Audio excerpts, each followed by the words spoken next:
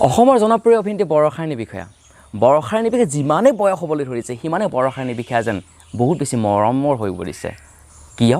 কাৰণ তেখেতে অকল অভিনয় নহয় তেখেতে নিজৰ স্বাস্থ্যও সুন্দৰকৈ মেইনটেইন কৰে তেখেতে জিমত গৈ কি কৰিছে হে আপোনালোকক দেখুৱাব চেষ্টা কৰিছোঁ আহক আমি সকলোৱে চাওঁ জিমত গৈ অসমৰ জনপ্ৰিয় অভিনেত্ৰী বৰষাৰাণী বিষয়াই কিনো কৰিছে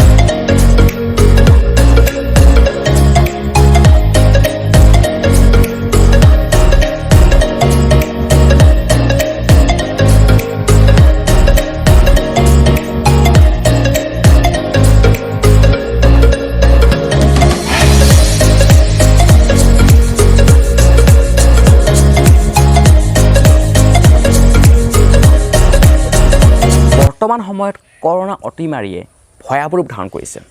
সেইবাবে আপুনি আপোনাৰ স্বাস্থ্যৰ ওপৰত গুৰুত্ব দিব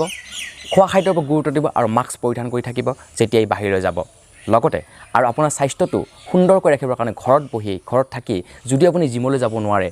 তেতিয়াহ'লে আপুনি ঘৰত গৈ থাকি যোগাসন বা বিভিন্ন ধৰণৰ ব্যায়াম কৰিব তেতিয়া আপুনি থাকিব আপুনি ফিট বৰষাৰাণী বিষয়াৰ দৰে ধন্যবাদ এই বিশেষ ভিডিঅ'টো চোৱাৰ কাৰণে এনেকুৱা ধৰণৰ বিভিন্ন ভিডিঅ' গজমৰা চেনেলত লৈ আহিম নতুনকৈ গজমৰা চেনেলটো এক নতুন ৰূপ দিবৰ কাৰণে চেষ্টা কৰিছোঁ আপোনালোকৰ সহায় সহযোগিতা বিচাৰিছোঁ সেইবাবে আপোনালোকে গজমৰা চেনেলটো